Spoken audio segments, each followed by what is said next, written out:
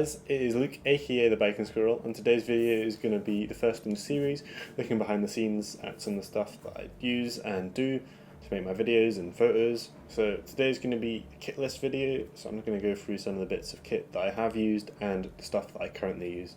And then the next video will probably be either looking at making a video or editing, so we've got that coming up soon.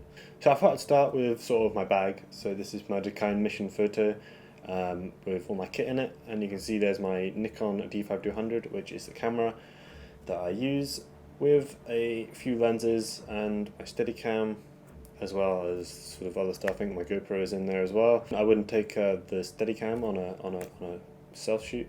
Most of the times I take it with me. And they've got the video head and the other bits and beeps. The main tripod is strapped on the back, and that is an Induro ACO14.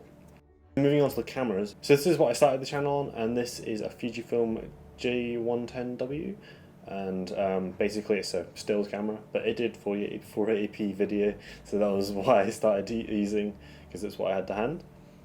Then I moved on to a little Kodak pocket cam, which there's a few videos I shot with this. But it wasn't that long after that I ended up getting the GoPro Hero 2, which I still use to this day a little bit, although I find it's a bit bumpy normally, but recently I did just try it on my full face and it seems a little bit better, so perhaps I will use it a little bit more frequently, although of course I'm not going to be using my full face all the time because it's kind of hot and heavy. Moving on to contemporary kit, so you've already seen my camera. I'm afraid I'm actually shooting this on the camera, so it's kind of difficult to work out how I was going to film my camera. But yeah, basically it's a DSLR, so you know, it just looks like a pretty average sort of DSLR. And starting with the lenses. So this is the kit lens that came with my camera, and it is an 18-55mm 3.5 to 5.6 on the f-stops. And it's a sort of pretty standard Nikon kit lens. It's actually not too bad, but I don't really use it anymore because of my more recent purchases. Yeah, basically it's not a bad lens. I did actually drop it. I think it's slightly damaged, but since I don't really use it anymore, it's not a huge issue to me. But yeah, this is my main lens, Tokina 11-16 2.8, and this was last year I got this. So most of the videos since about February last year were shot with this. And I absolutely love it. It's a fantastic lens, very nice, sharp, and nice and very wide, which is awesome. Actually this is quite an affordable lens, so it's £300, which for 2.8 is actually really good value. That was on eBay. Yeah, retails for, like, originally would have retailed for much higher than that, but down to 300 now. And my other lens is a 40mm 2.8, and you'll see this is actually shot on my Tokina, which is why it's a wider shot. And yeah, basically this is one of this is the first lens I got actually after my kit lens, and it is nice and tight for the 40mm, which means it's nice and zoomed in. And basically it's a 2.8, so you can get lots of light in there.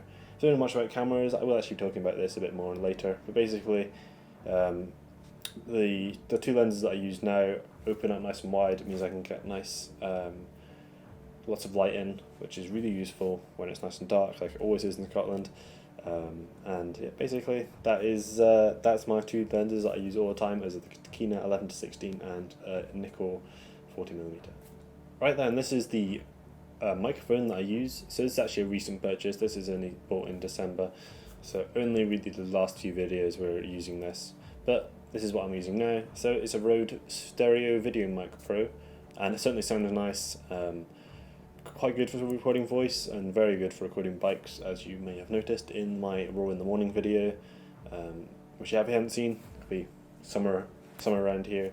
So basically it's actually designed for sort of shooting on a DSLR. It's got a 20 decibel boost for boosting those levels, with the mic booster and not a sort of post booster. It sounds a lot better.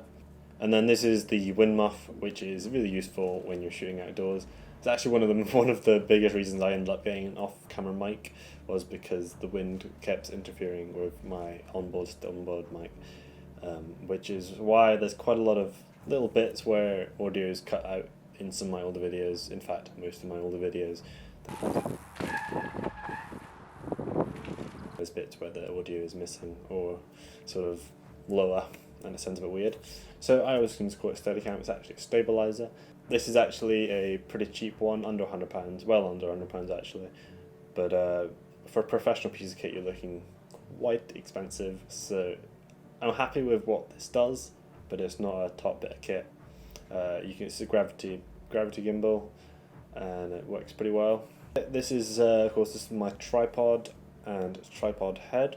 So for my tripod legs, I use an 80014, which I don't know if they still make anymore, but I'm sure you can still get them. Very lightweight alloy legs. They go down to about, I think it's 40 centimeters, and which is excellent for strapping to the back of my Tokina. And then for the head, I have an MVH500AH, which is a pretty awesome head. Very smooth for the drags and quite heavy, but it's not too bad, and it certainly does the job for what I need it to do. I had a few problems with the base plate, but I've got a different base plate on there now, and it's all fine, so no worries there for me. Basically, that is my kit. So yeah, Nikon D5200, Tokina 11-16, Nikon 40mm. I do have a Nikon 18-55, but I don't really use anymore. RØDE stereo VideoMic Pro and a wind muff. And then Manfrotto MVH500AH and Induro 82014. And all those product names are quite hard to remember. And also a GoPro Hero 2, of course. So that's basically what I use. And I'm later going to be going into sort of editing. I actually use Adobe Premiere CC with a little bit of After Effects, very occasionally. I did use Movie Maker for a long time, and I'm certainly be mentioning that in my upcoming videos. So you know, you can use anything, and I started on humble cameras. Although of course you can use your phone now. Basically all phones have a HD camera, and some even have tripod mounts. So you know, certainly doable. Thanks for watching. If this was useful, you know, leave a comment, ask questions if you need any help or have any questions. And there will be some new videos coming up shortly following up to this, and also I shall be hoping to film some edits in the coming weeks, so look out for those as well. And of course, if you're not subscribed and would like to check out my other videos you might find them of interest, you'll be finding them on my channel. So thank you for watching. I can scroll out.